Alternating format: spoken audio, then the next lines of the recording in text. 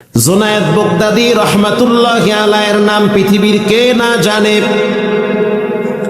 যুবক শক্তি অনেক বেশি, রুস্তুম পালোয়ান, কুস্তিগির, মানুষের সাথে কুস্তি করে প্রত্যেকটা জায়গায় তিনি নিজে বিজয় অর্জন করে।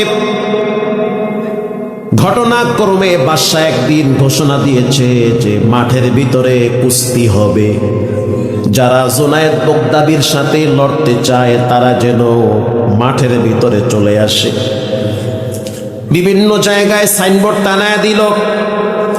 ঘটনাক্রমে একজন আশেকে রসুল সৈয়দ বংশের এক ব্যক্তির নাম হলো আব্দুল্লাহ, গরিব মানুষ, 3-4টা বাচ্চা আছে, সংসারের ভিতরে দুর্ভিক্ষ দেখা দিয়েছে, খাবার নাই পেটের ভিতরে, বাচ্চারাও ক্ষুধার যন্ত্রণায় কান্দে আর বলে, মালিক নবীর বংশে দুনিয়ায় পাঠাইছো, মানুষের সামনে হাত পাততে লজ্জা হয়, কিন্তু আমি এখন কি করব? ক্ষুধার যন্ত্রণায় তো আর বিছানায় থাকতে পারি না। আব্দুল্লাহ একদিন মসজিদে গিয়ে দেখলো যে আলোচনা হইতেছে, বাদশা ঘোষণা দিয়েছে কুস্তিগির হবে। সেই কুস্তির মূল নায়ক হলো জুনায়েদ বাগদাদী। আল্লাহু আকবার।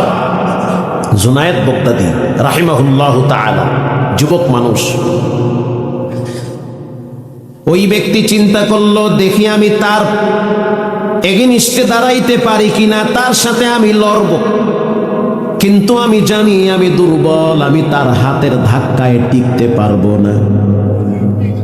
তারপরও আমি যদি তার কানে কানে গিয়া বলতে পারি, বুঝাইতে পারি, ও জুনায়েদ, আজকে এই হাজার হাজার মানুষের সামনে যদি তুমি পরাজয় বরণ করো, তাহলে আমার ঘরে খাবারের চুলায় আগুন জ্বলবে, কিছু টাকা পাবো।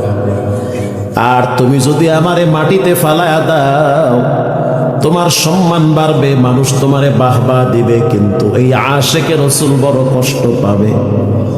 আমি জানি তোমার সম্মান অনেক বেশি।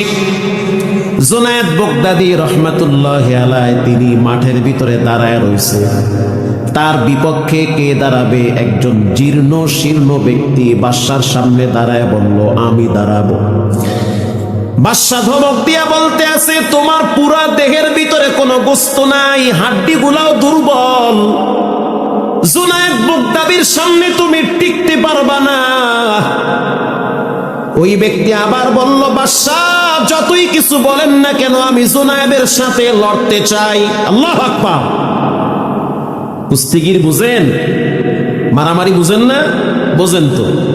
পাঞ্জা বোঝেন? পাঞ্জা ওইটা তো বুঝেন, যে যেমনি হালাইতে পারে নিচে, যে হালাইতে পারবে এই জিততে যাইবে, আরে স্মরণ দেও। জুনায়েদ বাগদাদী যখন তাকায় দেখলো লোকটা দুর্বল, কিন্তু চেহারার ভিতরে নবীর বংশের নূর চমকাইতেছে। জুনায়েদ বাগদাদী তো সাচ্চা একজন মুসলমান, আল্লাহর ওলি। তিনি চিন্তায় পড়ে গেল, এই লোকটা কেন আমার সাথে লড়তে চায়? এর তো শরীরে কোনো শক্তি নাই, এর তো ধাক্কা মারলে ছিটকে গিয়া পড়বে। এবার যখন জুনায়েদ বাগদাদীর কাছাকাছি আসলো, প্রথমে 2 হাত আগে এরকম লাগাইয়া একজন আর একজনকে শোয়াইবে।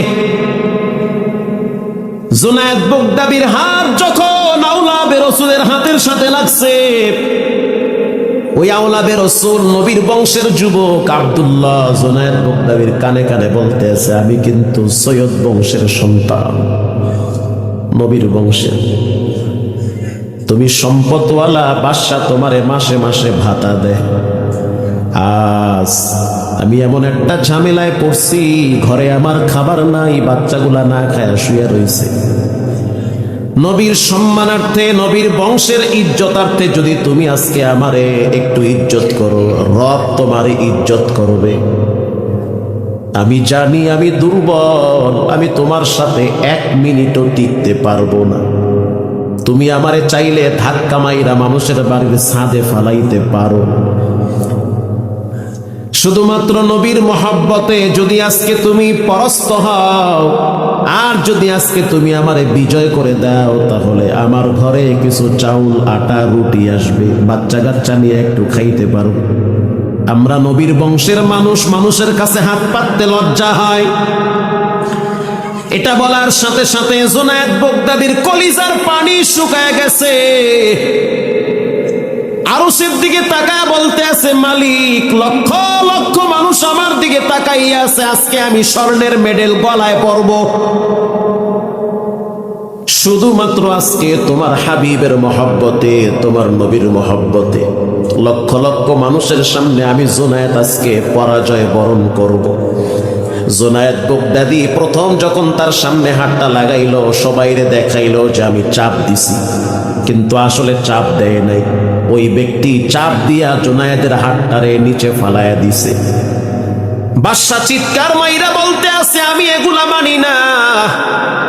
জুনায়েদের সামনে তো 2-4-10 জন মানুষও টিকতে পারে না, তিনি তো রুস্তুম। তাহলে এই জীর্ণ শীর্ণ ব্যক্তি জুনায়েদের মতো শক্তিশালী যুবকরে কেমনে পরাস্ত করলো? আবার কুস্তি লাগাও।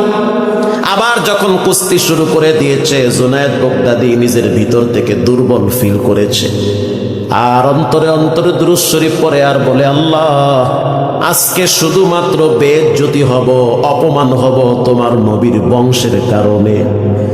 আল্লাহু আকবার জোরে বলেন। হাজার হাজার লক্ষ লক্ষ মানুষের সামনে জুনায়েদ নিচে পড়ে গেল, আর ওই যুবক আওলাদে রাসূল তিনি জুনায়েদের বুকের উপরে উঠা চাইপা ধরছে।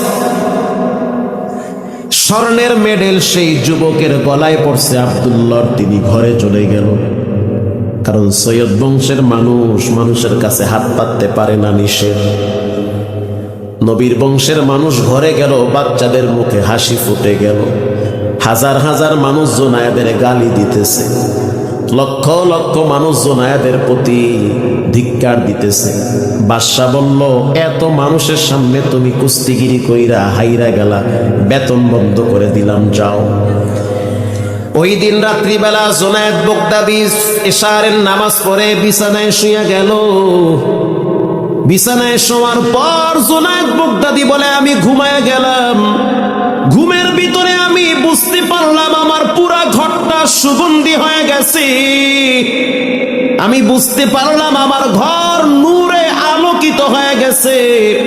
আমি তাকাইয়া দেখলাম মাথায় পাগড়ি, মুখে সাদা সুন্নতি দাড়ি। বুঝতে আর বাকি নাই, যিনি আমার সামনে দাঁড়াইয়া আছেন তিনি হলেন রাহমাতুল লিল আলামিন। আরো জোরে বলেন। আল্লাহর হাবিব বলল, জুনায়েদ, তুমি আমার মহব্বতে আমার বংশের একজন ব্যক্তিকে পরাজয় করে বিজয় করে দিয়েছো, নিজে পরাজয়ের গ্লানি নিয়েছো। যাও, গোটা পৃথিবীর ভিতরে আধ্যাত্মিক জগতে আল্লাহ তোমারে সম্রাট বানায় দিছে। আজ থেকে তোমার কাজ হবে মানুষের কলিজার উপরে। জুনায়েদ বাগদাদীকে বলা হয় সুলতানুল আরিফিন। আশিকে রাসূল নবীর মহব্বতে মানুষের সামনে বেইজ্জতি হয়েছে, আর রব্বুল আলামিন একটা সময় কোটি কোটি মানুষের কলিজায় জুনায়েদ বাগদাদীর মহব্বত আল্লাহ পৌঁছায় দিয়েছে। আল্লাহু আকবার জোরে বলেন।